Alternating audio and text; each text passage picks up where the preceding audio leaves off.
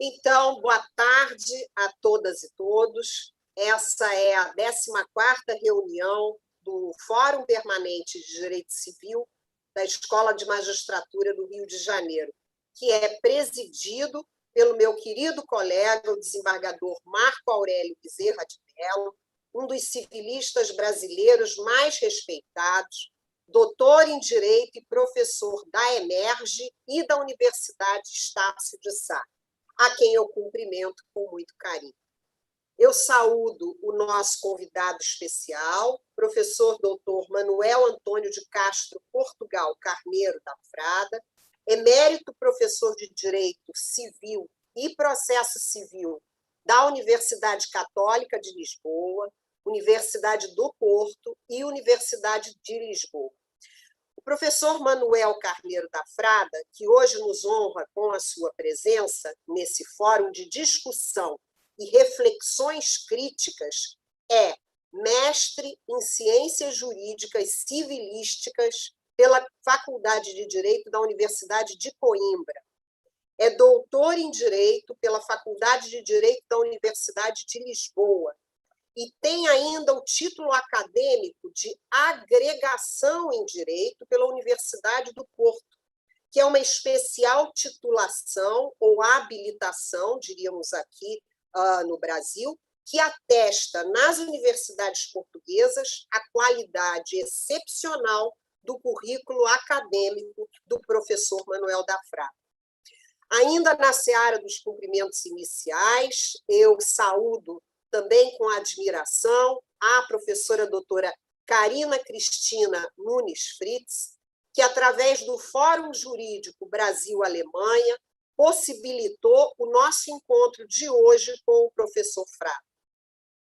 A doutora Carina é advogada, professora do IDP, Instituto Brasileiro de Ensino, Desenvolvimento e Pesquisa de Brasília, e também professora da PUC-Rio e da UERJ. Ela defendeu sua tese de doutorado pela Humboldt University de Berlim, e sua tese premiada é sobre a culpa in contraendo nos direitos alemão e brasileiro. Com o evento de hoje, está nascendo, na verdade, para a EMERGE, com muita satisfação, uma parceria de trabalho acadêmico entre a EMERGE e o Fórum Jurídico Brasil-Alemanha, que nos trará, tenho certeza, a todos e todas, excelentes frutos de ampliação do conhecimento jurídico. Uma rápida palavra sobre a nossa Escola de Magistratura, já que temos o professor Manuel da Frada e a professora Carina Fritz, novos componentes dessa nossa escola, que é multiportas. A EMERGE é uma escola, professores, que desde dezembro de 1988 trabalha com um curso de especialização a nível de pós-graduação lato sensu, e é hoje considerada uma escola de múltiplos ingressos, pois promove continuamente, nos seus mais de 30 fóruns permanentes, cursos de extensão, cursos de formação continuada para magistrados do Tribunal de Justiça do Rio de Janeiro, já agora por meio de plataformas inteiramente virtuais, essa formação continuada não só dos operadores do direito, advogados, membros do Ministério Público, defensores e toda uma gama de estudantes do direito, mas também investe nessa necessária formação contínua de todos os magistrados. Nós temos uma pauta acadêmica, já hoje, estamos num processo de tentar trazer para a Escola da Magistratura também uma pós-graduação stricto sensu, o que brevemente tenho certeza que conseguiremos. Temos uma revista acadêmica, uma revista científica, chamada Revista Direito em Movimento, e temos já 5 núcleos de pesquisa. A EMERGE faz pesquisa, e já faz pesquisa há alguns anos. O nosso núcleo de raça, etnia e gênero é um dos mais produtivos da escola, mas nós temos também outros núcleos de pesquisa de acesso à justiça, processo civil, mediação, liberdade de expressão. E agora, recentemente, eu convidei o professor Marco Aurélio para também titular um novo núcleo de pesquisa na Emerge, que será um núcleo de pesquisa que fará os seus levantamentos em ambiente e moradia. A escola, professor Manuel da Frada, visa, então, o aperfeiçoamento contínuo dos juízes e das juízas do Poder Judiciário Estadual, e está aberta, como eu disse, a dezenas de outras carreiras. O tema que nos reúne a todos agora, e pelo qual, acredito, tenhamos todos um afeto muito grande, é a inexecução das obrigações contratuais. Uma temática que, no momento em que vivemos, é de extrema pertinência, porque esse contexto pandêmico que estamos todos experimentando é um contexto único e sem precedentes na história do mundo. E demanda dos juristas, principalmente de nós, magistrados de primeiro, segundo e terceiro graus, demanda dos juristas cuidados, conhecimentos e uma visão estratégica que talvez nunca antes tivesse sido necessária.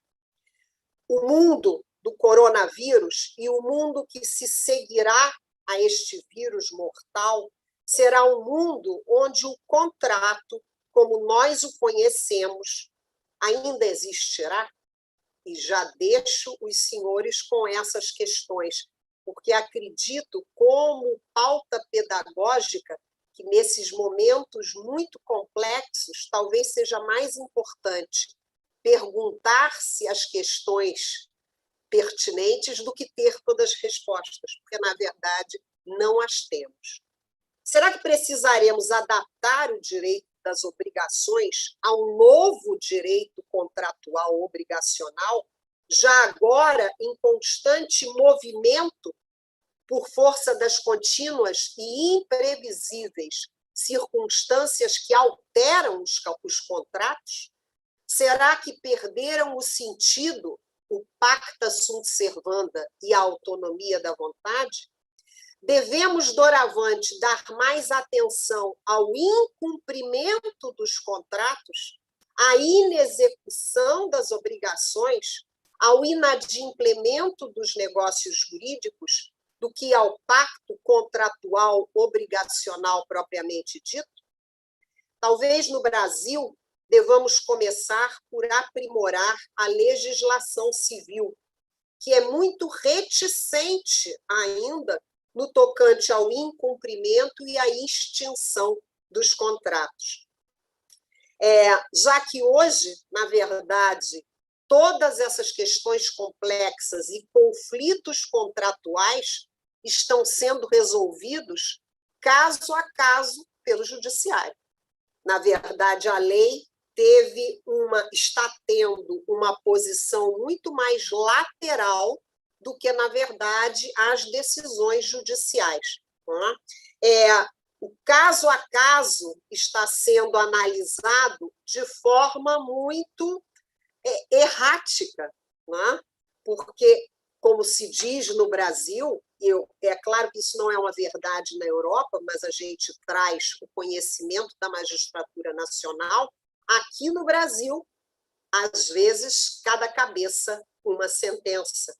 Então, nesses momentos em que descumprimento contratual e desfazimento de uma multiplicidade de contratos aparece no dia a dia, só para que o senhor e a professora Karina tenham uma ideia, eu ontem fiz sessão na 5ª Câmara, e de todos os nossos 50, 70 processos que julgamos, havia pelo menos 50% deles, 50% dos processos que tratavam de descumprimentos contratuais. Então, e o desembargador Marco Aurélio sabe disso, nós temos uma legislação que não é civil, é de defesa do consumidor, que é uma legislação extremamente progressista e eu posso dizer com certo orgulho, talvez uma das melhores do mundo, e que essa legislação, sim, ela trata com muito mais cuidado, né, da proteção do consumidor que não recebe o contrato na forma como foi inicialmente assinado ou inicialmente tratado. Então, será que não precisamos fazer aí uma aproximação maior entre a lei civil e a lei de defesa do consumidor, a partir de modificações do nosso Código Civil? São questões que nos angustiam, são questões inovadoras neste momento, que já é, por si só, de muita ansiedade.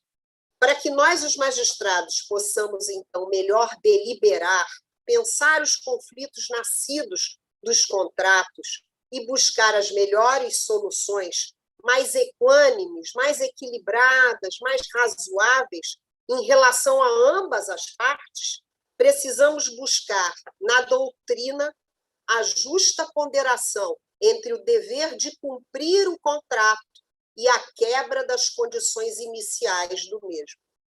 Nunca antes, portanto, a exceção do contrato não cumprido, os motivos oriundos do fortuito, da força maior, os conceitos de dolo e culpa e os critérios de quantificação e peso dos prejuízos foram tão importantes. Então, talvez a ponderação e as nossas reflexões críticas devam estar realmente hoje centradas mais nas exceções.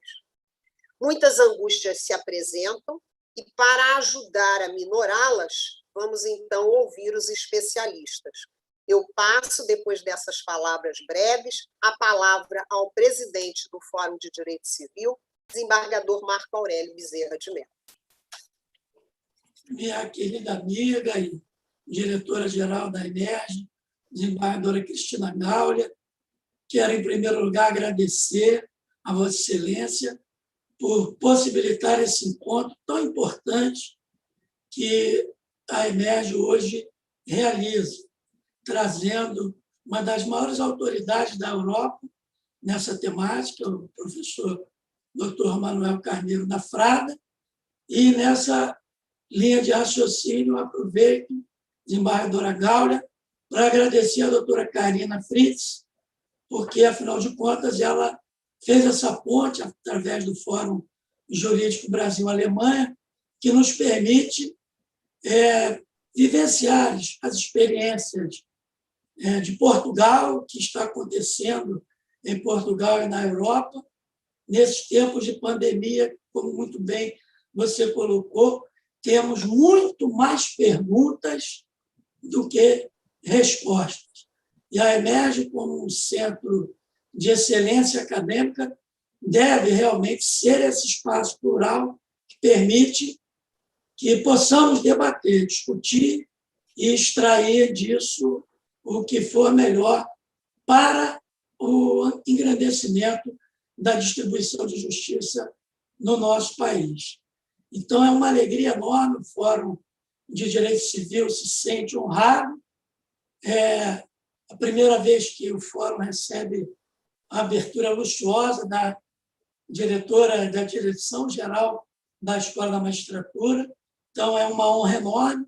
Estamos na 14ª reunião e vamos ouvir, nesses instantes, o professor Dr. Manuel Carneiro da Frada, que vai nos falar sobre um tema que ele pouco conhece, que é a sua tese de doutoramento.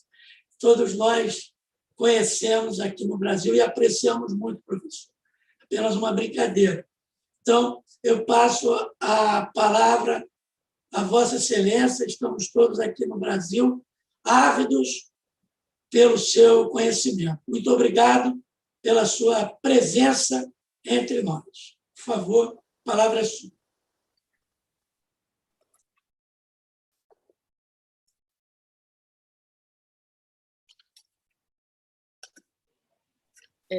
Estamos sem som, Professor. professor. Está sem áudio. Deixa eu ter que abrir o microfone. Desembargador Sr. Desembargador Marco Aurélio Bezerra de Melo, de facto, tenho no Sr. Desembargador um bom amigo, atendendo à generosidade das palavras com que me anuncia a este público tão seleto e que tanto me honra. Eu queria cumprimentar todos, cumprimentar a Escola de Magistrados do Estado do Rio de Janeiro, o seu desembargador, o seu presidente, a senhora diretora-geral, a senhora desembargadora Cristina Teresa Gáulia, que deu início e preside a esta nossa sessão. Enfim, expressar-lhes a honra e o privilégio que sinto em participar neste encontro desta tarde. E expressar-lhes também o quanto aprecio a base cultural, que não é só de língua, também cultural comum, que muito torna também para o jurista português extremamente interessante o contacto com o jurista brasileiro. Eu costumo dizer que o Brasil é um laboratório de soluções. Os meus colegas brasileiros se apresentam de alguma forma ligados à vossa terra, realmente encontram uma inventividade, têm uma inventividade, uma criatividade nas soluções que são verdadeiramente enriquecedoras também para um jurista português, e até particularmente para um jurista português. De que é com muito gosto que aqui estou.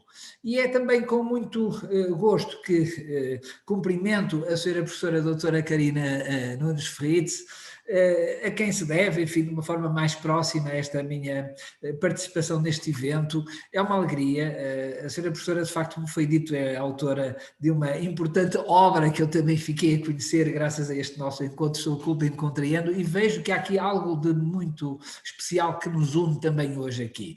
É que somos todos admiradores do pensamento jurídico alemão e particularmente nesta ocasião em que recordámos já, enfim, ainda antes da sessão iniciar de uma forma realmente também formal, recordámos aqui o professor Canaris, e eu gostaria de deixar aqui uma lembrança do professor Canaris, porque por várias razões.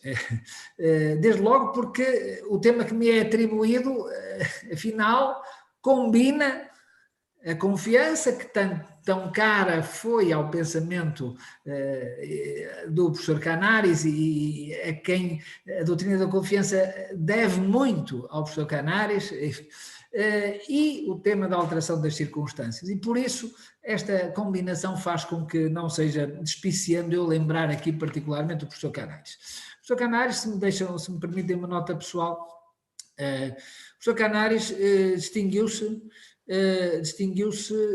naturalmente, antes de mais nada, pelo seu perfil de cientista do direito.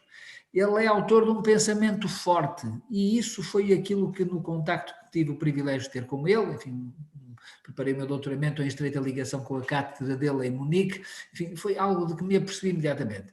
É que ele não foi um simples repetidor, ele não foi um glosador, ele não foi um corretor marginal do pensamento de outros, ele não foi um mero aglutinador de boas ideias, capazes, portanto, de certo modo, sintetizar. Ele foi um verdadeiro inovador.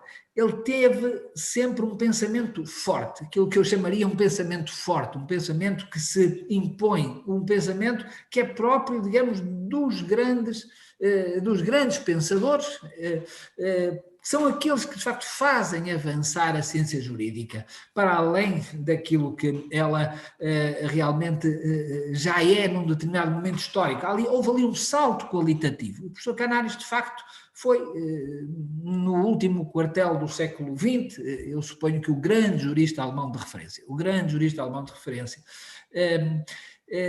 e de certo modo deixa um legado tão vasto que eu penso que é muito feliz esta ideia que foi aqui transmitida pela professora doutora Carina Nunes Fritz, de fazermos uma homenagem. Ele tinha muitos alunos brasileiros, eu conhecia alguns deles, e teve também uma um exercício desse munus docente, munus de ensino, digamos, muito fecundo em Portugal. Portanto, temos aqui, digamos, algo que nos une profundamente. E depois há uma nota pessoal, que para além, digamos, deste homem de pensamento forte, Canaris distinguiu-se para mim pela simplicidade enorme de trato. Eu sabia que ia encontrar uma pessoa de raríssima qualidade. Mas fiquei desarmado da primeira vez que o vi, com a simplicidade, com a forma chã como me recebeu, com aquela discrição, aquelas gravatas muitas vezes tão berrantes que tinha, enfim, um certo descuido, não sabia onde tinha as chaves. Mas era um homem muito simples, sem deixar de ter plena consciência do papel que lhe cabia. É uma nota interessante, enfim, que sabia compaginar, de facto, essa simplicidade de trato com a consciência de que aquilo que ele dizia, ninguém mais o sabia dizer como ele. Enfim, portanto, para mim é muito grato recordar o professor Canaris. No início desta minha breve alocução, eu penso que a ideia é iniciarmos, no fundo, com uma apresentação genérica deste tema da confiança e da alteração das circunstâncias, de modo a depois promover aqui algum diálogo, alguma possibilidade de conversa no momento ulterior, e, portanto, eu quereria não ultrapassar, creio que aqueles 20 ou 25 minutos que me foram pedidos, não é? Mas façam o favor de se me estiver a esquecer desse limite de tempo, me recordarem disso. E gostava então de fazer aqui uma breve apresentação, no fundo, deste tema. E é uma breve apresentação porque, de facto, o tema é vastíssimo, como eu explicava também à professora doutora Karina Nunes Fritz no e-mail que lhe mandei. Enfim, é difícil saber como começar e como acabar. Mas vamos, enfim, deixar aqui 3 ou 4 ideias. E a primeira ideia que eu gostava de deixar é a seguinte, acerca da confiança. Na verdade, é um tópico recorrente, cada vez mais frequente, mas na verdade também não me parece que possa ou deva ser hiperbolizado, exagerada a sua importância na argumentação jurídica. A responsabilidade pela confiança visa essencialmente responsabilizar aquele que cria confiança e defrauda confiança, cria confiança e, portanto, provoca uma coordenação do comportamento de outrem, por exemplo, uma contraparte no contrato, num certo sentido, e depois frustra essa mesma confiança. É verdade que a responsabilidade pela confiança é um tópico importantíssimo, é verdade que a tutela das expectativas é um elemento importantíssimo da construção do sistema jurídico, mas eu creio que nós não podemos absolutizar o pensamento da confiança, no sentido de que uma ordem jurídica não pode alicerçar os seus critérios de resolução de conflitos na frustração de expectativas. Se o fizesse, estaríamos a subjetivizar os critérios de justiça. Se o fizesse, deixaríamos de ter critérios também para dirimir conflitos de expectativas.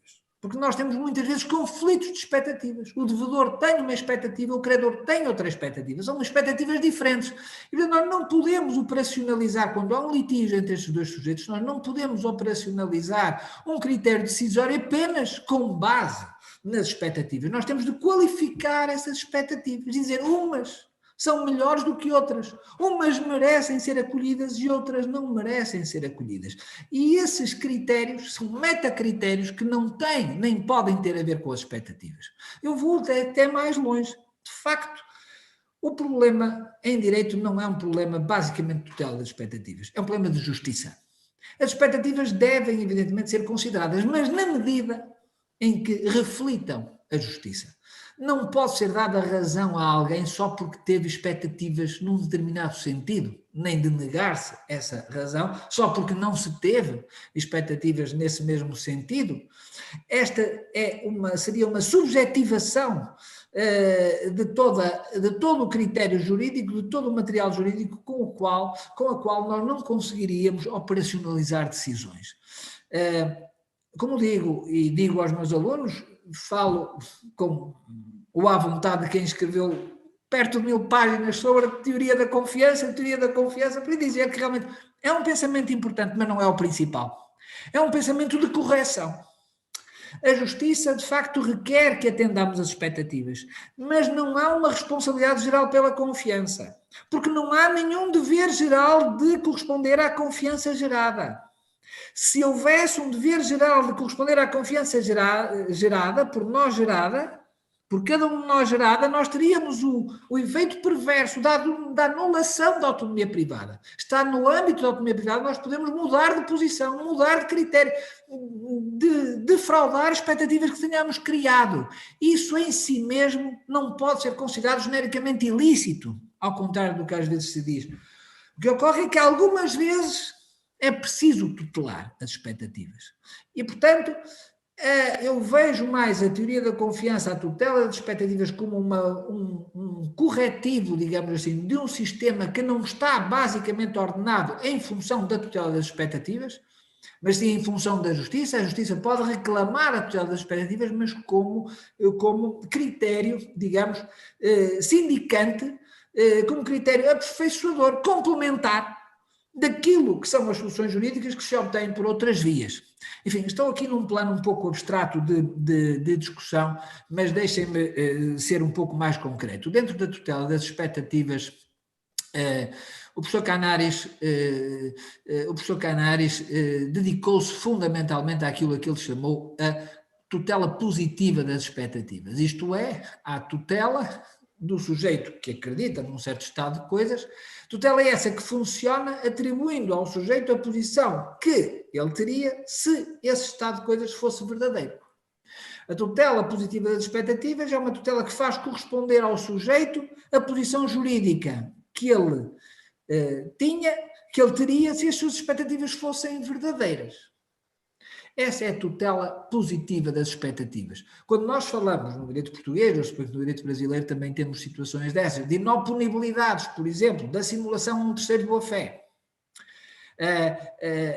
Quando falamos, por exemplo, da ininvocabilidade, da nulidade de um negócio jurídico perante terceiros, subadquirentes, que de boa-fé ignorassem o vício do negócio, nós estamos, de facto, em homenagem à tutela do terceiro, a colocá-lo na posição que existiria se essas expectativas fossem verdadeiras. Quando estamos a falar da tutela da aparência, da existência de poderes de representação de alguém que se apresenta a contratar como tendo esses poderes, mas não os tendo, e, portanto, tratamos o negócio como verdadeiramente eficaz, muito embora não tenha havido atribuição válida, por exemplo, de poderes representativos, nós estamos a falar de tutela positiva das expectativas. A essa tutela se dedicou fundamentalmente Canaris na Vertrauenshaftung, que construiu, no fundo, um sistema geral de tutela das expectativas a partir de um conjunto de erupções pontuais dessa proteção das expectativas no sistema jurídico alemão. Um esforço, digamos, ciclópico, uma obra monumental, que deixou um pouco na sombra a questão da responsabilidade civil daquele que cria expectativas e frustra as expectativas. Deixou um pouco na sombra, muito embora depois tenha iluminado poderosamente essa sombra, mais tarde, num artigo designadamente no Festschrift für Karl Lahrens, nos 70 anos de Karl Lahrens. Enfim, foi esta segunda vertente da tutela das expectativas, a tutela negativa das expectativas, isto é, a tutela indemnizatória de quem cria e frustra expectativas que fundamentalmente eu próprio também me dediquei, e de facto aqui a culpa in contraendo é de facto um instituto extremamente importante. O que resulta, enfim, desta brevíssima apresentação, enfim, da doutrina da confiança e da proteção da confiança no direito civil é que, basicamente, e falo em particular, naturalmente, a partir do conhecimento que tenho do direito português, mas julgo que com conclusões que são também extrapoláveis para o direito brasileiro, de facto, as expectativas podem ser tuteladas desde que a ordem jurídica reconheça uma forma de as tutelar.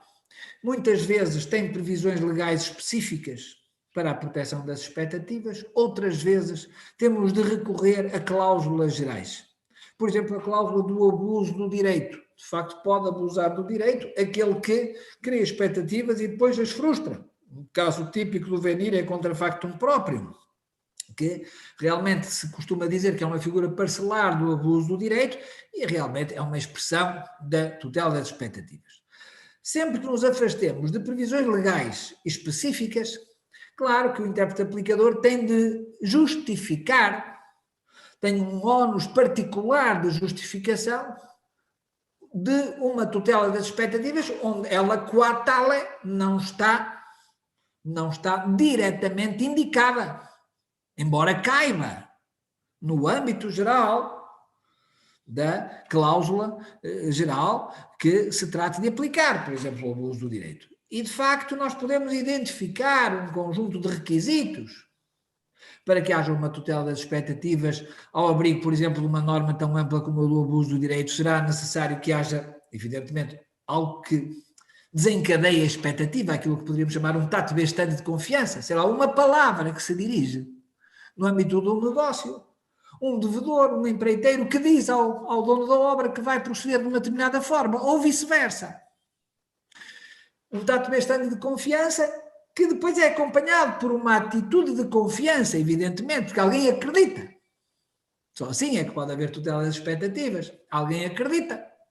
E alguém tem de acreditar justificadamente, em princípio, porque se a expectativa for totalmente injustificada, a ordem jurídica não deve intervir. Se a ordem jurídica não tutela o imprudente, o indivíduo ligeiro, o indivíduo despreocupado, displicente, não pode tutelar. Portanto, a confiança tem de ser uma confiança justificada.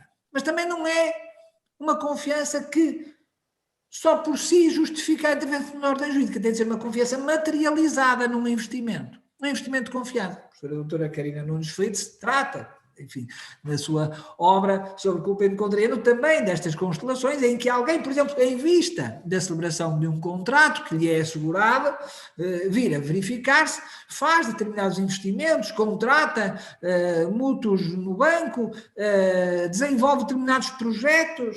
Então, o investimento de confiança é disso que se trata fundamentalmente na proteção das expectativas, de tutelar o investimento de confiança, aquelas disposições que normalmente são despesas, mas podem ser atos de outra natureza que se fazem em função de um determinado estado de coisas em que se acreditou. E claro, para que esse investimento seja tutelado, é preciso de alguma forma que ele seja imputável ao sujeito contra o qual vai funcionar essa tutela. Porque é claro que para proteger umas expectativas de alguém, certamente à custa de outrem, num contrato, as expectativas de uma das partes à custa da outra parte. E para que essa proteção possa operar, será preciso imputar a confiança. Ora bem, eu penso que esta imputação, enfim, é uma imputação de duplo sentido. É preciso que alguém tenha criado a confiança e simultaneamente defraudado essa confiança. Em tese geral, se alguém cria a confiança, mas é um terceiro que a defrauda, não há, digamos, possibilidade de operar uma responsabilidade pela confiança. Portanto, tem de se reunir numa mesma esfera jurídica os dois papéis, o papel de criador de confiança, de concitador de confiança e de frustrador dessa confiança. Isso no caso típico da ruptura das negociações, ofendendo as expectativas, digamos, de quem acredita que o contrato, enfim, no âmbito de um processo negocial que se tenha arrastado, enfim, vai ser mesmo celebrado, é fácil, digamos, identificar alguém que dá sinais de que realmente está disposto a celebrar o contrato, com isso suscita investimentos, suscita disposições da contraparte e depois frustra a confiança, porque se recusa a celebrar o contrato. Eu não vou entrar agora aqui na questão de saber se essa recusa é lícita ou ilícita. Na minha opinião, digamos, a recusa de celebração de um contrato quando não há contrato de promessa é evidentemente lícita. Muito embora não deixe de obrigar a indemnizar. Porquê? Porque a confiança não é fonte, só por si, do dever de celebrar contratos, nem no direito português, nem creio que também no direito brasileiro. Mas este caso serve para ilustrar, tipicamente, digamos, a situação dos vários pressupostos da tutela da confiança, a forma como elas se articulam. Claro que fora do âmbito de uma previsão legal específica que tutele a confiança, como aquelas hipóteses que referi há pouco no princípio, portanto, da inoponibilidade da simulação, por exemplo, a terceiros de boa-fé, o artigo 243, número 1 do Código Civil Português, que tem seguramente também paralelo no Código Brasileiro. Fora desses casos, nós temos realmente que depois fazer um juízo final para saber se justifica a proteção da confiança, porque, de facto, temos de concretizar uma cláusula geral. Seja da culpa in contraendo, ou para quem entenda que estas hipóteses de facto cabem no âmbito da culpa in contraendo, seja fora da culpa in contraendo, ou por exemplo no abuso do direito, e enfim, em espaços jurídicos onde não há nenhuma cláusula, nem outra, ou alguma delas, pois também poderemos certamente trilhar o espaço, digamos, do direito praeter legem. Enfim, há uma apresentação muito sumária, só para dizer, tentar fazer aqui uma ligação, enfim. Eu estou a procurar ser fiel ao tema que me foi dado, fazer aqui uma ligação com a alteração das circunstâncias, que é a grande urgência reflexiva que nós temos e que a senhora desembargadora Cristina Teresa Gáudia tão bem, digamos, nos expressou, digamos. Qual é o papel da teoria da confiança na alteração das circunstâncias? Eu bem sei que daqui a pouco vamos ouvir a senhora professora doutora Karina Nunes Fritos falar-nos sobre a quebra da base do negócio. Enfim, eu não vou, digamos, enfim, entrar muito nesse plano, mas gostava fundamentalmente de dizer que a confiança tem um papel relativamente pequeno, na minha lógica, relativamente ao tratamento dos problemas relacionados com a pandemia e com a alteração das circunstâncias, com uma alteração das circunstâncias do tipo daquela que estamos aqui efetivamente a considerar. E porquê? Porque nas situações que vivemos pandémicas, a alteração das circunstâncias não é tipicamente imputável a nenhuma das partes. Estamos fora do âmbito da esfera do controle de qualquer uma delas. E, portanto, mesmo que uma das partes acreditasse que, ou fizesse acreditar que o desenvolvimento do contrato se iria dar dentro de uma certa normalidade, a verdade é que a frustração desse programa contratual decorre de um fator que é totalmente exógeno às partes, a qualquer uma delas. E, portanto, na verdade, são, nos casos das chamadas grandes alterações das circunstâncias, para recuperar aqui, enfim, de um certo modo, a expressão de Hegel, a grande base do negócio, que são os casos, digamos, que temos da pandemia. Nestes casos, a tutela da confiança tem um papel relativamente pequeno. Porquê? Repito, porque de facto a imputação da confiança a alguma das partes no desenvolvimento de um certo status quo, do desenvolvimento do ambiente do contrato, é um papel, digamos, que em princípio não existe, não está na disponibilidade das partes, digamos, essa matéria. E portanto,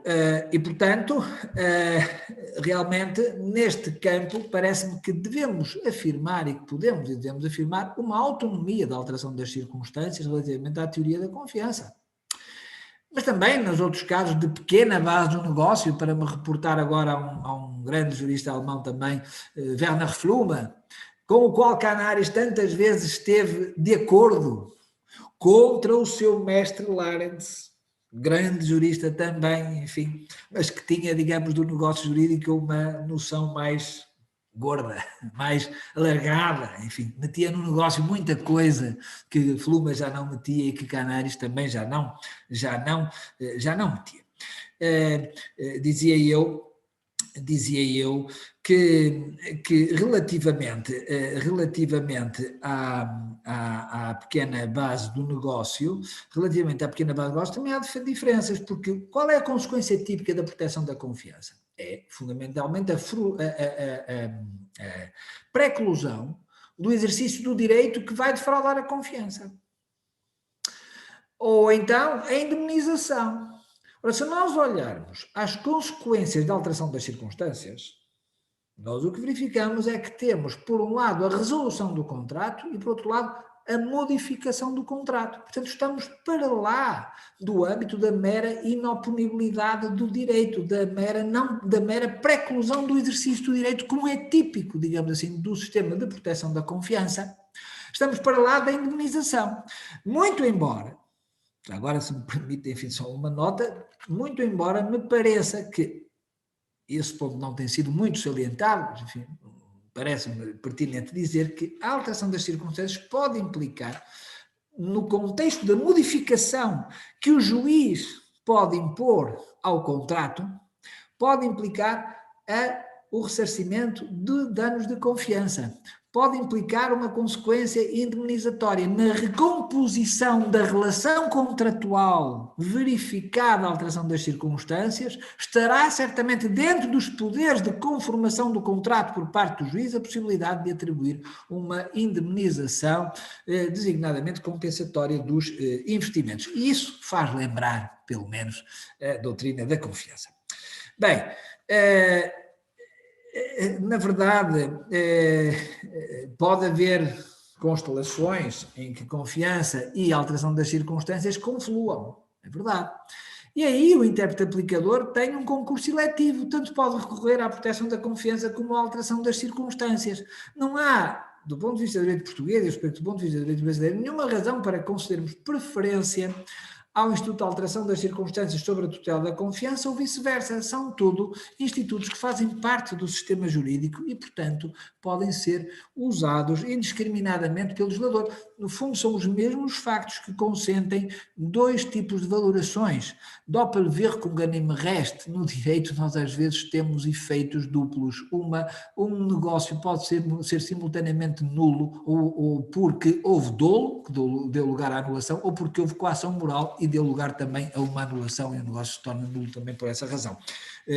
Portanto, não há obstáculo de princípio a um concurso de fundamentos da pretensão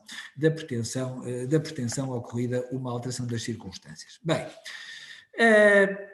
centrando-me especificamente, eu não sei quanto tempo tenho, professora doutora Carina Fritz, mas suponho que ainda tenho algum, centrando-me especificamente sobre o tema da alteração das circunstâncias. Claro, muito haveria aqui a dizer. Eu vou contentar-me com 3 pequenas notas, olhando para o direito da alteração das circunstâncias em Portugal e na esperança de, com isso, poder também contribuir, enfim, para a dilucidação dos problemas que existem, e que sei que alguns existem em relação no Brasil, quanto ao entendimento da alteração das circunstâncias. Fundamento, antes de mais nada, da alteração das circunstâncias. Sabem, o artigo 437 português diz que se a circunstância em que as partes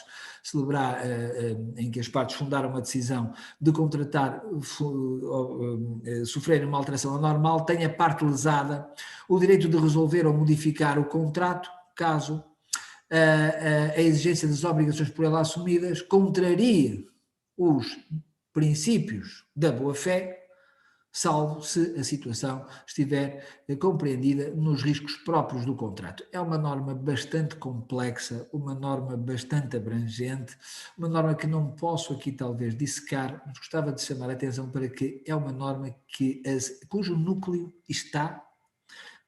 valorativo está na contrariedade da exigência das obrigações, está ali na execução das obrigações de que se falava logo no princípio, não é? Na contrariedade da exigência dessas obrigações aos princípios da boa-fé.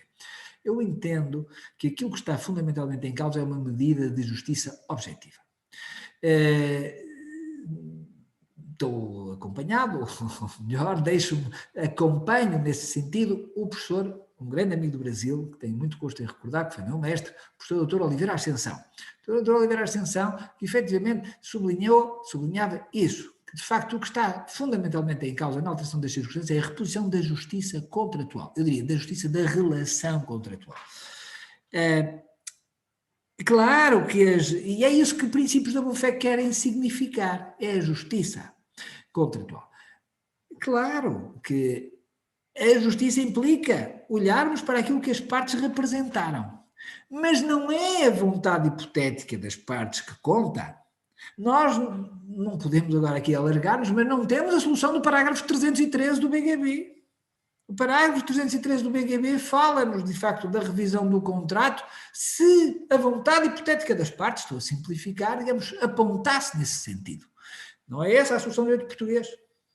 Mas o critério objetivo, a tónica objetiva deste critério resulta também do facto de a modificação do contrato ser feita segundo a equidade. E essa é uma medida objetiva. É claro que incorpora tudo aquilo que em equidade tem de ser considerado, ou seja, as representações dos sujeitos não podem desligar-se, nesse sentido, da economia do contrato, daquilo que as partes pensaram, mas não se pode deter aí.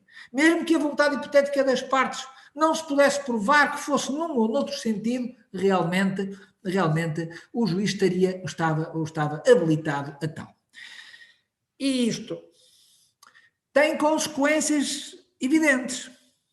Se o critério é um critério de justiça, e não podemos aqui aprofundar muito mais, então, como é que interpretamos a anormalidade da alteração? Quando é que a alteração tem de ser anormal? Ela tem de ser, não é preciso que ela seja imprevisível.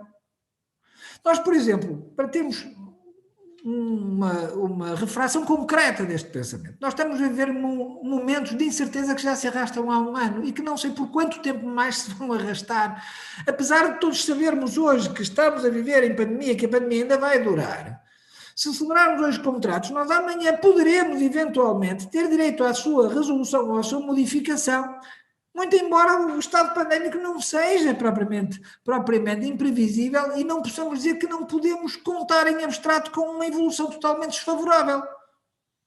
Basta que a evolução seja anormal à luz dos tais critérios de justiça para que efetivamente a revisibilidade do contrato esteja assegurada.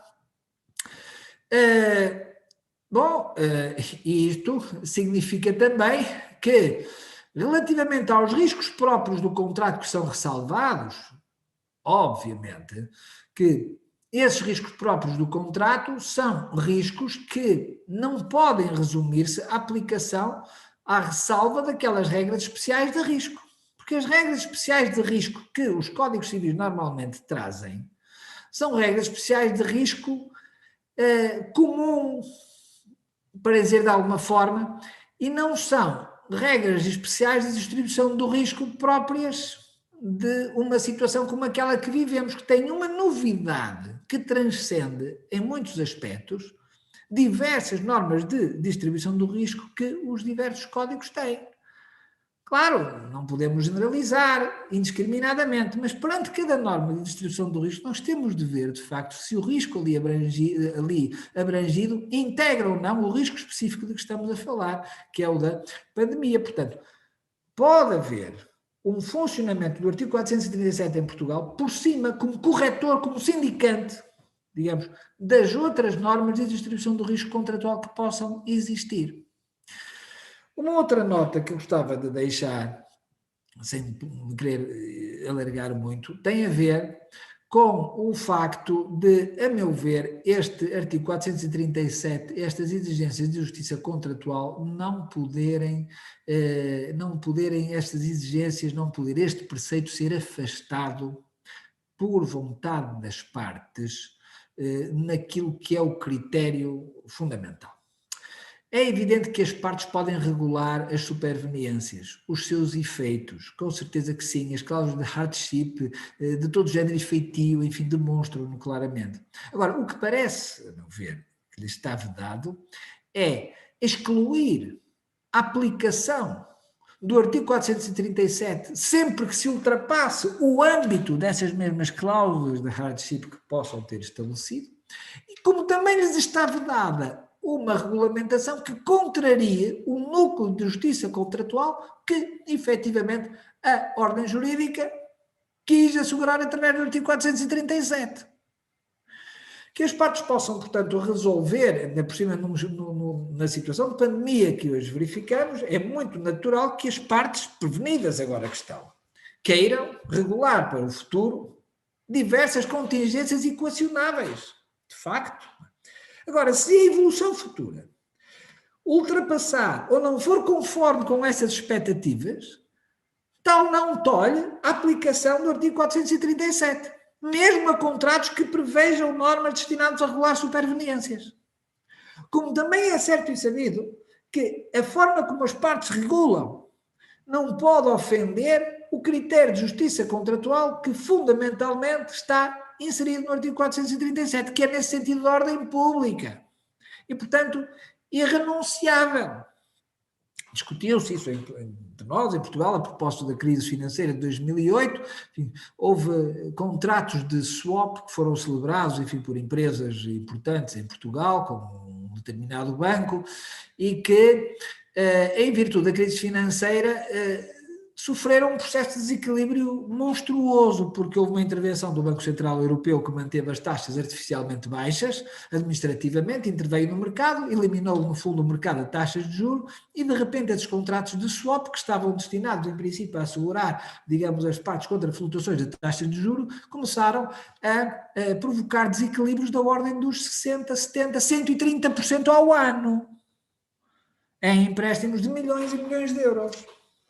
A questão foi julgada e, efetivamente, em Londres, e, efetivamente, o juiz londrino considerou que, face ao direito português, realmente, a circunstância de as partes terem celebrado um contrato de swap ao qual é inerente, evidentemente, uma flutuação. Claro, um contrato de swap de taxa de juros, claro que está sujeito a... Não impedia a aplicação do artigo 437, não impediria a aplicação do artigo 437. E porquê? Porque, efetivamente, em Portugal, realmente o que é relevante é que houve uma intervenção externa de uma autoridade administrativa, económica, no mercado das taxas de juros, eliminando esses mercados de taxas de juros, condicionando-o fortemente, impondo, digamos, uma determinada barreira. E, portanto, de facto, isso é suficiente para haver alteração, digamos, das circunstâncias, mesmo em relação a contratos aleatórios.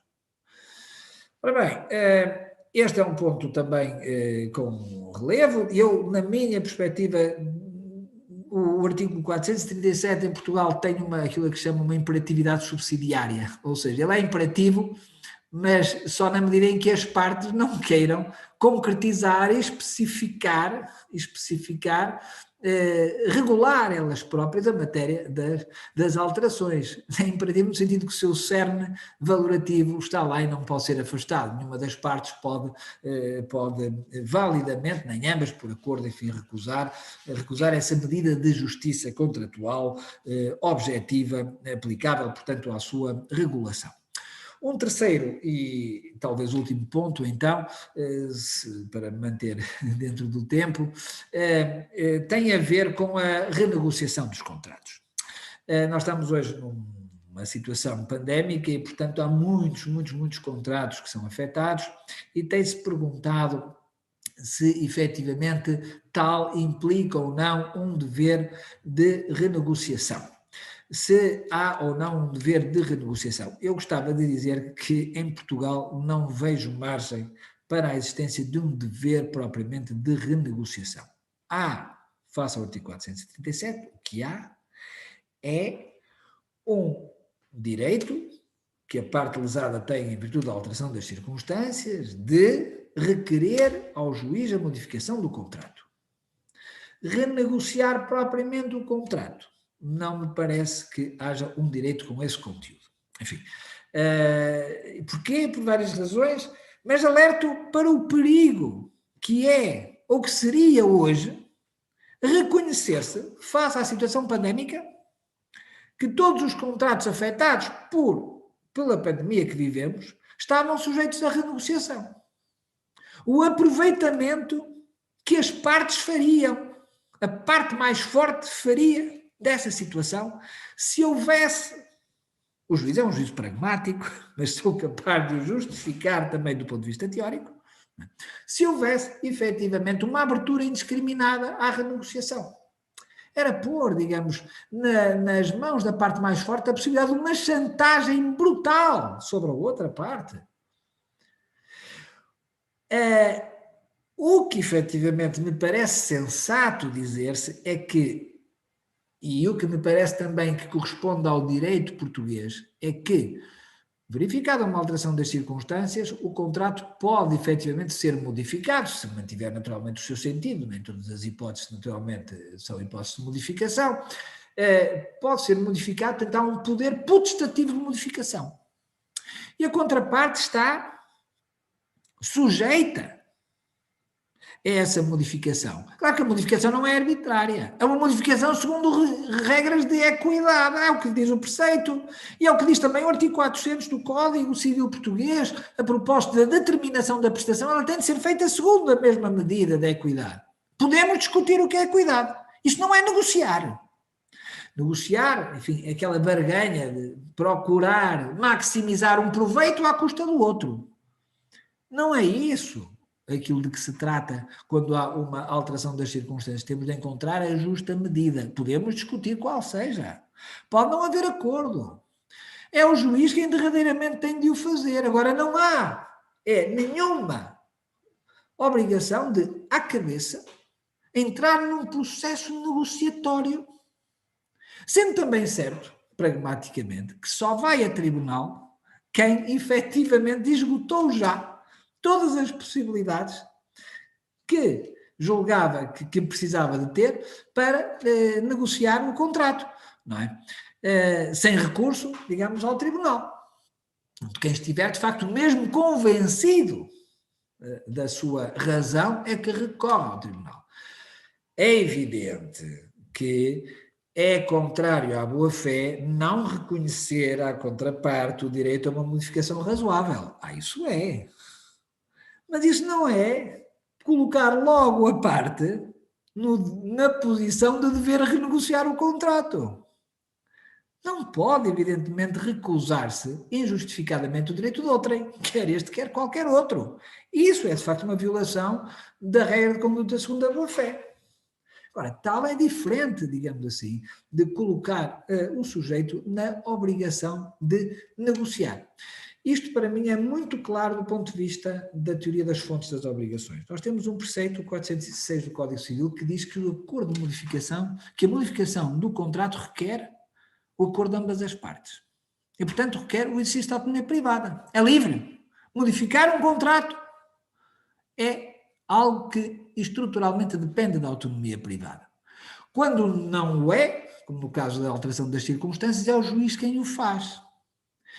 A boa-fé, que alguns, a maioria da doutrina portuguesa, tenho de reconhecer, admitiu, assim, pauchar a existência de uma obrigação de indemnizar, de uma obrigação de negociar baseada na boa-fé.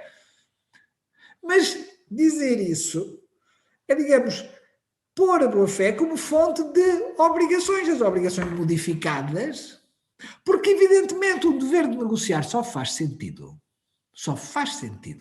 se o resultado for devido, porque também aí a doutrina portuguesa andou um pouco baralhada, se me for permitido dizer assim, com o maior respeito, evidentemente, não é?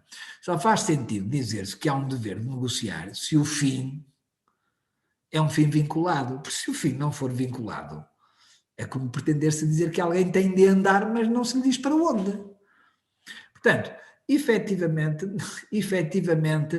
o dever de negociar não pode ser considerado como conforme com o sistema de fontes das obrigações em Portugal. Não digo com isto que não possa ser clausulado. Agora, ex lege, o que está previsto no artigo 437 é um direito à modificação do contrato. E a parte não pode obstaculizar indevidamente o exercício desse direito. Mas, perante a necessidade do seu exercício, às vezes há determinadas informações, por exemplo, que são necessárias para se fazer uma adequada modificação do contrato, ela tem de os prestar a colaboração sob a égide do juiz para esse efeito. mas isso é no âmbito da relação processual, destinada a assegurar o direito potestativo, repito, à modificação do contrato.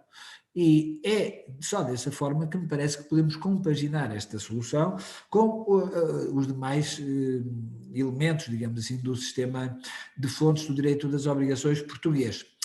Bom, e eu suponho que estarei na altura de fechar, enfim, a minha intervenção, com pena de não ter podido ser mais claro e extenso até em alguns aspectos, mas de facto são temas também ricos e não quis deixar de ser fiel ao que me foi proposto.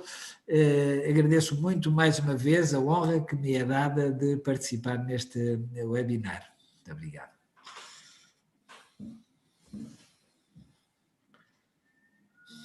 Muito obrigada, professor Carneiro da Frada. Foi um prazer ouvi-lo, ouvir os seus ensinamentos. Eu não poderia concordar mais com o senhor em todas as suas colocações que foram feitas hoje sobre teoria da confiança e alteração das circunstâncias. Eu hoje, na verdade, tenho uma fala, de certa forma, um pouco curta, porque eu estou no confortável papel de mediadora hoje. E vou falar rapidinho, antes de passar a palavra para o desembargador Marco Aurélio. Mas eu gostaria de abordar rapidamente, professor Carneiro da Frada. Eu tenho falado desde o ano passado acerca da possibilidade de nós aplicarmos aqui no Brasil a teoria da alteração das circunstâncias, mais especificamente a da quebra da base do negócio. E a fala da desembargadora Cristina, ela é muito significativa, porque ela mostra algo que eu também já vinha comentando, que a pandemia deixou muito claro para nós, que, na verdade, o nosso Código Civil ele não tem um sistema, como eu posso dizer, estruturado de perturbação, dos diversos tipos de perturbação da prestação. Nós temos normas esparsas, mas que não têm uma estruturação sistêmica, né? E aqui a gente já pode, obviamente, homenagear o nosso querido professor Canaris, que tanto mostrou a importância desse pensamento sistemático, dessa visão sistemática do ordenamento jurídico, né? Então, o nosso código, ele não disciplina, digamos assim, de uma forma sistematizada todos os problemas que podem afetar o cumprimento da prestação, né? Basta a gente lembrar aqui do exemplo da impossibilidade, por exemplo, onde a impossibilidade ela é prevista em normas esparsas e a impossibilidade temporária sequer é mencionada no nosso código. Isso aqui, na verdade, nem é uma crítica ao legislador, porque, na verdade, na década de 70, quando o nosso código foi gerado, todas essas teorias mais modernas que modernizaram o direito das obrigações lá na Alemanha e, de certa forma, em Portugal também, principalmente a teoria dos deveres de proteção, que nós conhecemos aqui no Brasil como deveres de conduta da boa-fé, essa teoria não tinha chegado de uma forma muito clara para nós aqui no Brasil. Então, diversos institutos nós não temos positivados, como culpa em contraendo, que é a responsabilidade pré-contratual que nós chamamos, né? A própria ideia de violação positiva do contrato, ainda quando se possa discutir sobre a terminologia adotada por Staub, mas a quebra da base do negócio jurídico que foi desenvolvida, como o professor Carneiro da Frada deixou muito bem claro, foi desenvolvida com base na boa-fé e no direito português ela tem o seu fundamento na boa-fé objetiva, né? Então, não foi, digamos assim, não é uma crítica ao legislador brasileiro, mas é objetivamente uma constatação. O nosso código não tem esse sistema, né? E o mesmo a gente pode falar em relação ao problema, professor, da alteração das circunstâncias, que o nosso Código Civil também não regulou de uma forma muito harmônica. E daí vem a fala da desembargadora Cristina no início, dizendo em que há uma certa incompreensão, algumas incoerências, e de fato há. Quando nós falamos de alteração posterior das circunstâncias, nós temos que ter em mente, como o professor Carneiro da Frada explicou, que esse problema se põe, né, toda vez que, depois da conclusão do contrato, ocorrem eventos anormais que, como o professor colocou, nem precisam ser imprevisíveis. Mas também, por exemplo, se nós pensarmos na pandemia, óbvio que ela foi imprevisível, né?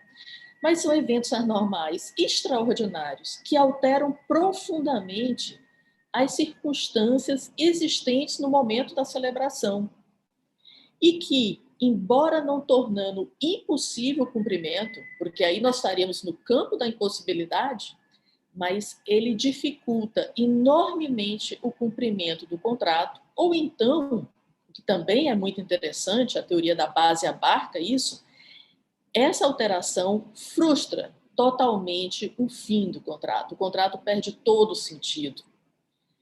E aqui no Brasil, professor, nós temos 2 dispositivos no nosso Código Civil nos quais nós identificamos, digamos assim, 2 exemplos de alteração posterior das circunstâncias.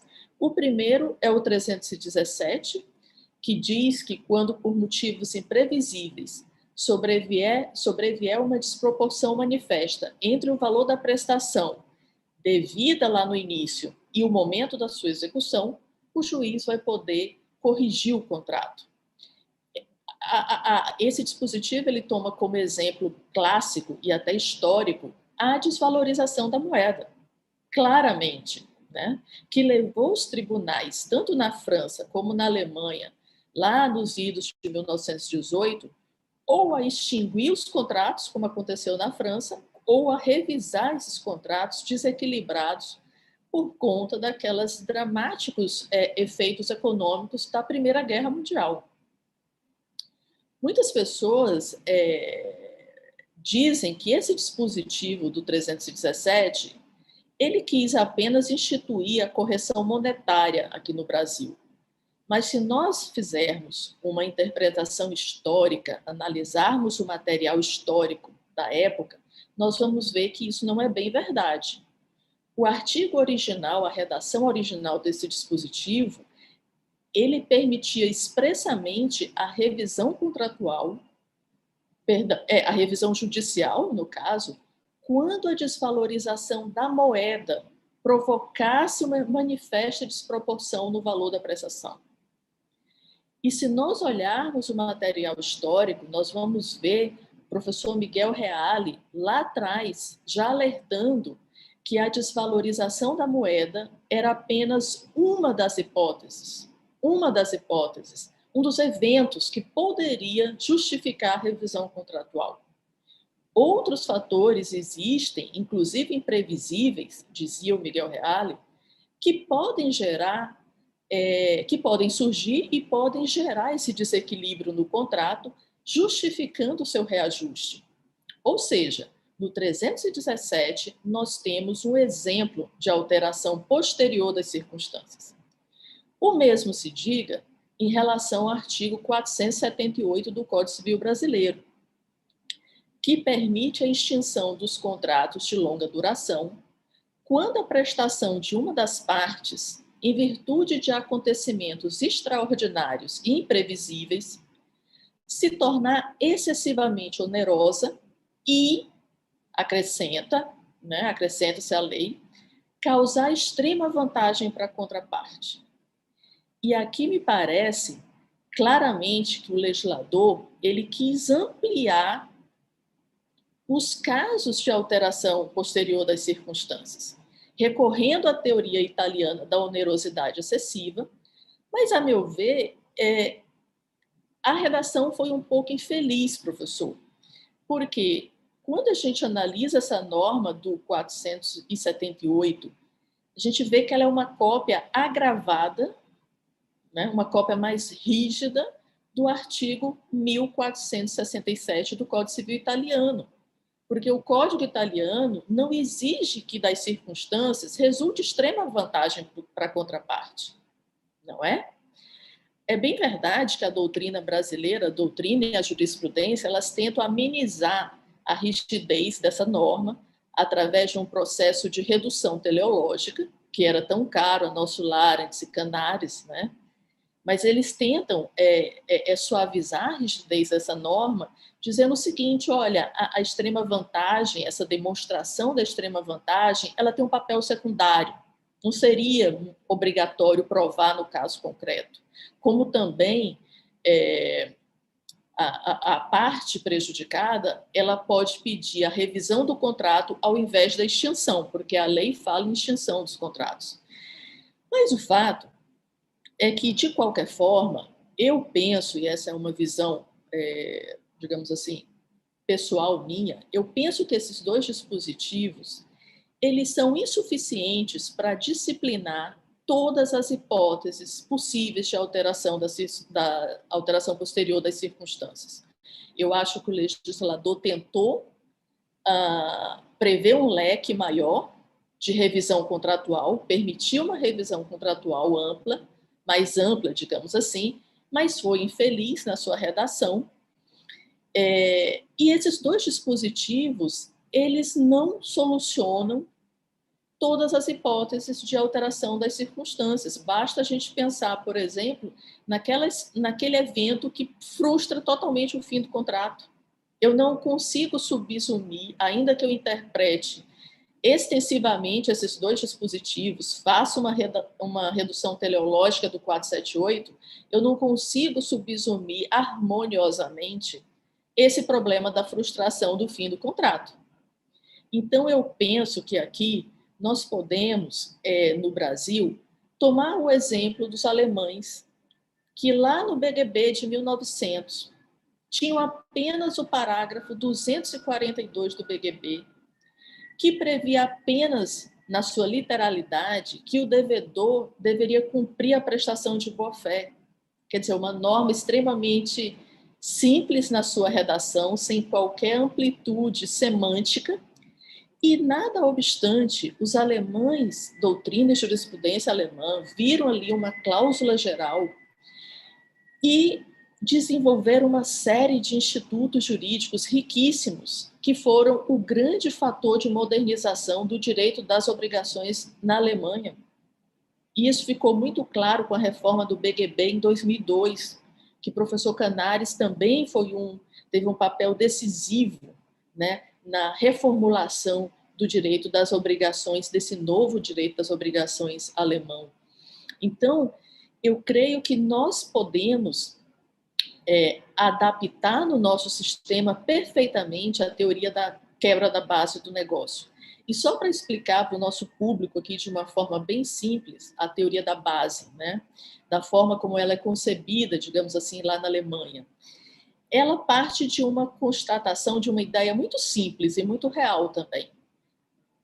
A de que todos os contratantes, quando eles celebram um contrato, eles partem de pressupostos, né, de representações, ou então de circunstâncias que são objetivas, sejam circunstâncias de natureza fática, social, econômica, jurídica.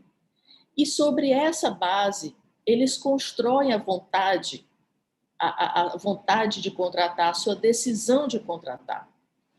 E, embora essas circunstâncias não sejam, digamos assim, cristalizadas na forma de cláusulas contratuais, elas precisam se manter relativamente estáveis até o momento da execução do contrato. Até o momento da execução, né? De forma que, se depois da celebração ocorrem esses eventos excepcionais que o professor Manuel da Frada tão bem colocou, como a pandemia de Covid-19, sem dúvida, né, que altera profundamente essas circunstâncias iniciais, a parte prejudicada, ela pode pedir a revisão do contrato. E lá na Alemanha eles exigem, como o professor Carneiro da Frada também colocou, desde que se possa concluir, a partir das circunstâncias do caso concreto, que a manutenção do contrato se tornou irrazoável, ou seja, insuportável cumprir a prestação da forma como ela foi originalmente pactuada, ou seja, dito de uma forma positiva, é necessário o juiz readaptar aquela prestação para que ela possa ser cumprida pelo devedor, né? E também as partes se possa constatar que as partes, se tivessem previsto essas alterações, elas teriam celebrado o contrato com outro conteúdo. Aí entra naquela discussão que o professor tão bem colocou, né, que os alemães dão muita importância a essa vontade hipotética das partes, enquanto que o direito português ele já é muito mais objetivo e vai medir exatamente com base na equidade, no equilíbrio, vai fazer essa medição com base nesse equilíbrio, né, e não tão baseado na vontade das partes, né? Mas, de qualquer forma, nós podemos elencar 3 requisitos, digamos assim, seguindo a teoria alemã, né, para a revisão contratual. Primeiro, essa ocorrência de uma profunda alteração na base do negócio. Primeiro requisito. Segundo, irrazoabilidade da manutenção do vínculo, tal como acordado. Ou seja, necessidade de haver efetivamente uma revisão. E terceiro, que se possa concluir que as partes, se elas tivessem antevisto essas alterações, elas teriam celebrado o contrato com outro conteúdo. Esse requisito, como a gente viu, o professor Carneiro da Frada, ele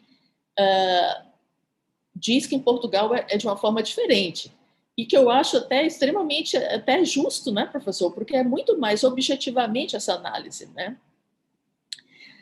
Mas é evidente também, e aqui eu volto para o meu público brasileiro, para as pessoas que estão nos ouvindo, que não é toda alteração superveniente que justifica a revisão contratual.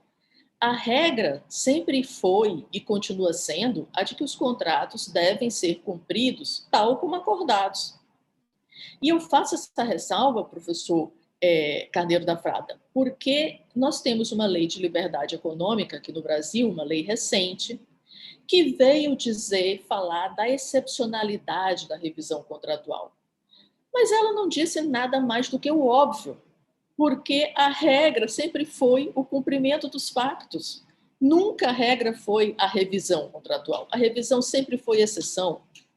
Então, isso não é um fundamento para impedir o judiciário de revisar os contratos.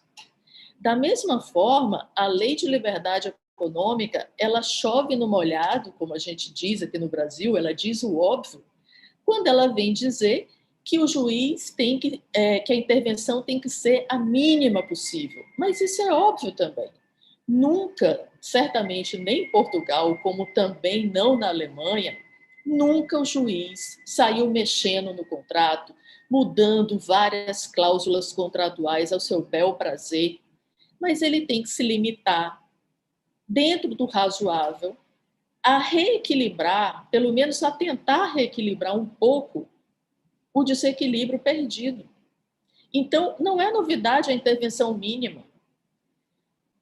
Agora, toda vez que ocorrerem essas profundas alterações nas circunstâncias e se preenchidos os pressupostos do Tatbestanden, né, que o professor Carneiro da Frada colocou, preenchidos esses pressupostos, o juiz não só pode, como ele deve intervir no contrato, estabilizando a relação obrigacional. Porque, no final de contas, né, a modificação superveniente das circunstâncias, ela é uma perturbação da prestação, como os alemães colocam isso de uma forma muito clara, né? É uma perturbação da prestação que se põe durante a fase de execução contratual e leva, de certa forma, o juiz a interpretar novamente o contrato, e aqui eu não vou entrar na frente da interpretação contratual ou não, mas e aqui eu estou falando exatamente de um problema de execução contratual, mas eu tenho também um outro dispositivo, que é o artigo 113, o caput, que diz que os negócios jurídicos devem ação do legislador de prever outras hipóteses de revisão contratual. Não é possível que nós, em pleno século XXI, os artigos 317 e 478, a meu ver, eles não esgotam os casos de alteração superveniente das circunstâncias e deixa sem tutela outras situações. E por isso eu penso que nós temos a necessidade de recorrer ao 422 que é a cláusula geral da boa-fé objetiva no ordenamento jurídico brasileiro, porque é um dispositivo, professor Carneiro da Frada, que permite a recepção da teoria da confiança e de todos os necessidade excessiva, que de cara já impõe a extinção do contrato, razão pela qual ela tem sido duramente criticada atualmente lá na Itália. Né? Eu me faço aqui me lembrar rapidamente as críticas do professor Francesco Macario. Né? Então, era basicamente, são essas as reflexões que eu gostaria de fazer, que na verdade eu fiz durante o ano de 2020 e que se aplica muito bem a esse momento atual de pandemia. Então, já para finalizar, e devido ao adiantado da hora, eu já vou então passar a palavra para o desembargador Marco Aurélio de Mello para as suas considerações. Desembargador... Doutora Karina, parabéns pela brilhante exposição. O professor doutor Manuel Carneiro da Frada também trouxe para todos nós tantas reflexões importantes. Eu fiquei aqui, eu até tinha esquecido que eu tinha que falar alguma coisa sobre direito civil. A gente, na realidade, se coloca como aluno, ficar anotando e querendo absorver tanto conhecimento, que não só sobre o direito obrigacional, mas também sobre a ideia da aplicação de direito, sobretudo no Superior Tribunal de Justiça. Nós discutimos exatamente propriamente respostas. Né? O que seria essa ideia do inadimplemento eficiente? O que justificaria o descumprimento do contrato, ainda que proposital, doloso? Né? Será que há uma justificativa para isso, de acordo com o resultado econômico que esse inadimplemento poderia acarretar? Vale dizer, a análise econômica do direito, que teve um estudo profundo nos Estados Unidos, sobretudo na década de 70, que aqui no Brasil também se colocou firmemente, a economia, essa correlação entre a economia e o direito, justificaria, no ordenamento jurídico brasileiro, que o devedor deixasse de cumprir a sua obrigação, desde que ficasse demonstrado que o resultado econômico do inadimplemento é mais eficiente, essa é a palavra, do que propriamente o adimplemento. Não estamos falando de oportunismos, estamos falando de um inadimplemento para apenas o devedor, como foi colocado muito bem pelo professor Carneiro da Frada. Aceitamos? Será que no ordenamento jurídico brasileiro isso poderia ser, sobretudo, que devem estar aqui imaginando que isso é uma verdadeira loucura, né? Contratual? É a seguinte, eles devem estar indagando, e o credor? Porque o devedor de ganha-ganha. O devedor ganha 50 e ser indenizado, porque, senão, o inadimplemento não é eficiente. Senão, o inadimplemento não cumpriria a econômica. Quer dizer, o dinheiro vai... recebe a seguinte proposta: 50% geral da função social do contrato. A coisa está chegando. Quem imaginava que a nossa jurisprudência fosse tão recheada de precedentes? Quando eu entrei na faculdade, quando eu me formei como advogado, depois, quando ingressei na magistratura, eu não imaginava que um dia teríamos um sistema jurídico tão vinculado aos precedentes judiciais. Isso veio do common law. Isso chegou para ficar. Essa figura, de alguma forma, ela está permeando ao sistema. Né? Até a professora Karina falou do professor italiano, me lembro aqui do professor italiano Enzo Rocco, dizendo que o contrato é um estatuto jurídico de uma operação econômica. É ato negocial, claro, mas é também um acerto. Eu não quero contrato, eu quero dinheiro, eu não quero contrato, eu quero cadeira. Muitos dizem isso. Alguém, por acaso, assim, o que você vai fazer hoje? Eu vou contratar. Ninguém vai falar isso. A pessoa vai falar, não, eu vou comprar, eu vou de R$1 no carro. Então, a economia e direito é inevitável. E há vários casos, o tempo não nos permite. Mas tem um, no âmbito da jurisprudência, que merece a nossa reflexão, que é um caso, professor Carneiro da Frada, conhecido no Brasil como o caso Zeca Pagodinho. Zeca Pagodinho é um artista extraordinário brasileiro, sambista, que o senhor, nas suas horas de lazer, tiver a oportunidade, não perca a oportunidade de ouvir Zeca Pagodinho. Vai ouvir algo de maravilhoso no cenário cultural brasileiro. Mas ele acabou envolvido num imbróglio jurídico muito sério. Em determinado momento, ele, que é um bebedor de cerveja conhecido e até admirado pelo quanto que ele bebe de cerveja, e a sua barriguinha não nega, ele virou garoto propaganda de uma cervejaria que queria se colocar no mercado, chamada Nova Skin.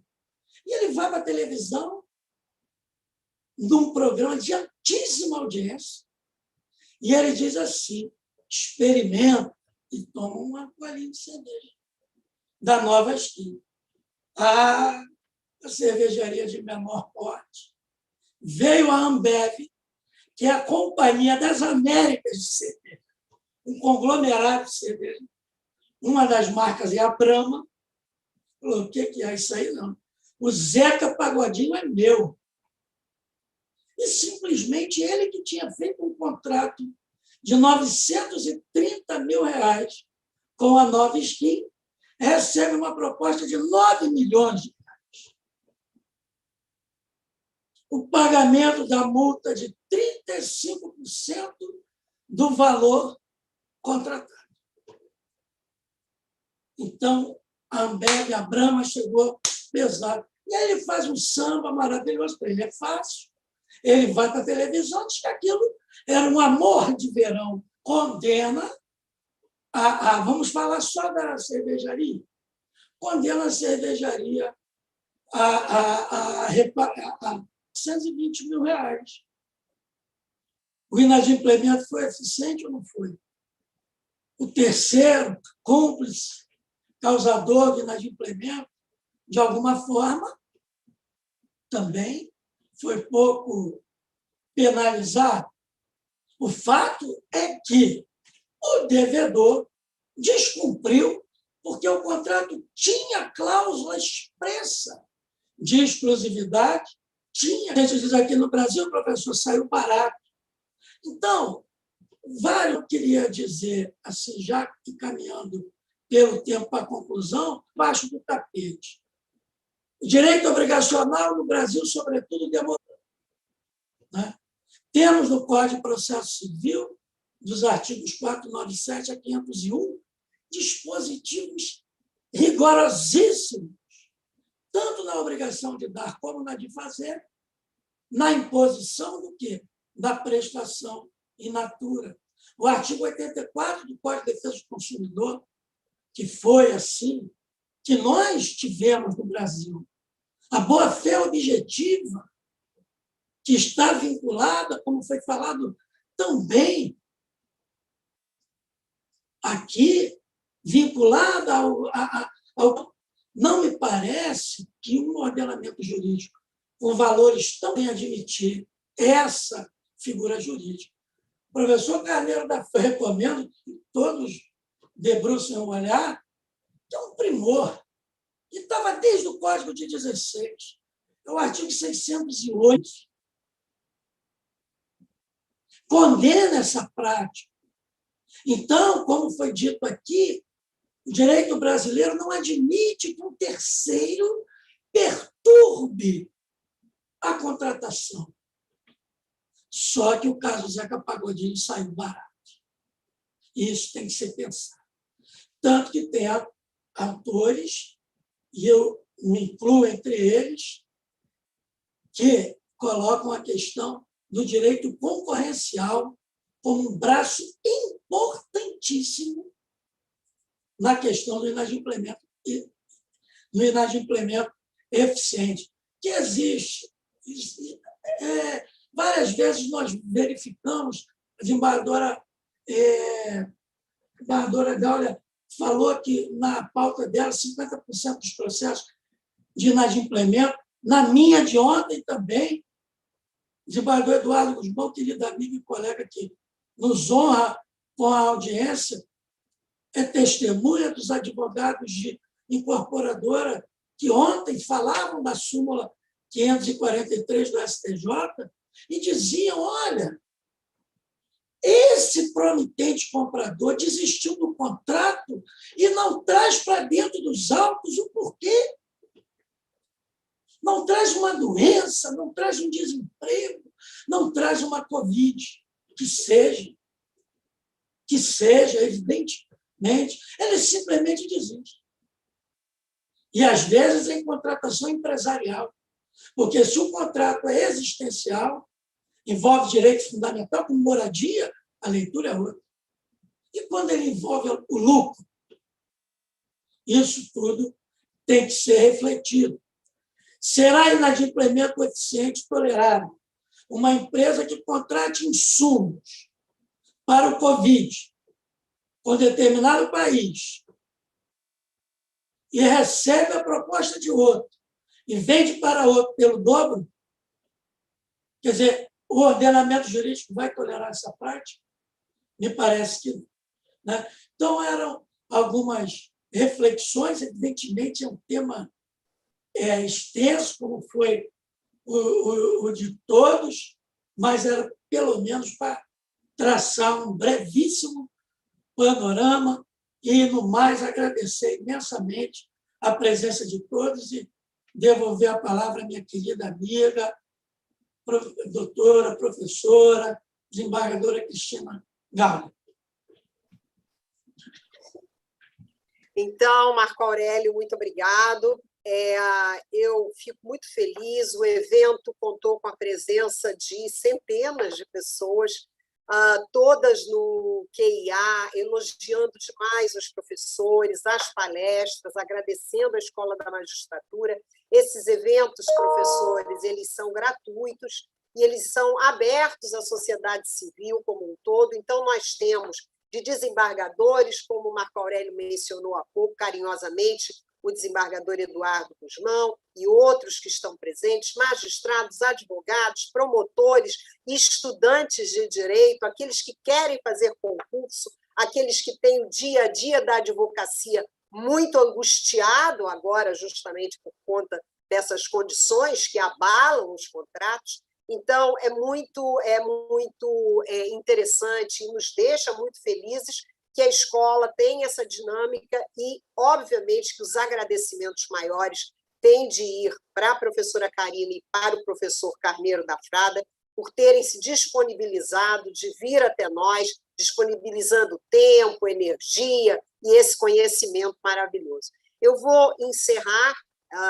o evento fazendo mais uma vez uma publicidade do evento que haverá no dia 20 de setembro em homenagem ao professor Canares, sobre o qual eu já falara quando estávamos na nossa sala privada antes do evento começar. Esse evento vai ser um evento realmente muito rico, muito interessante, e vamos congregar juristas e civilistas e constitucionalistas europeus com juristas, civilistas e constitucionalistas brasileiros. Eu vou encerrar e vou fazer uma ousadia, porque sou meio abusada. Eu vou deixar no ar uma pergunta que eu acho que eu não posso deixar passar, porque o professor Carneiro da Frada falou especificamente sobre a inexistência de um dever ou de um direito à renegociação. E eu acho que não pode ficar de fora da nossa reflexão questionadora e crítica para as próximas semanas uma especial norma do nosso Código de Defesa do Consumidor, que é exatamente o artigo 6º do nosso Código de Defesa do Consumidor, a Lei 8078 de 1990, que diz, artigo 6º, inciso 5, são direitos básicos do consumidor, a modificação das cláusulas contratuais que estabeleçam prestações desproporcionais ou sua revisão em razão de fatos supervenientes que as tornem excessivamente onerosas. É claro que essa norma segue uma teleologia consumerista, porque lá em cima, no artigo 4º, vem também pela lei a norma que estabelece a vulnerabilidade objetiva de todos os consumidores, que não se confunde com a hipossuficiência, é uma norma específica que estabelece a vulnerabilidade dos consumidores. Mas de tudo o que foi falado, eu me lembrei da norma, porque justamente neste momento em que estamos buscando equilibrar, né, a balança da justiça e não pesar nem para um lado nem para o outro, é preciso que em países como o nosso, em países como o Brasil, onde há efetivamente um nível de desinformação muito grande, desinformação no plano dos contratos bancários, no plano dos contratos securitários e em tantos outros contratos de vulto, que são diários para os consumidores, é importante pensar-se também num fator que o professor Carneiro da Frada trouxe logo no início da sua fala, que é a questão social. E, com isso, desejando a todos uma noite feliz, né? E de muita produção intelectual, depois de tantas falas interessantes e ricas, eu me despeço, augurando que, num momento muito próximo, estejamos todos juntos mais uma vez. Cuidem-se e boa noite. Obrigada a todos. Obrigado.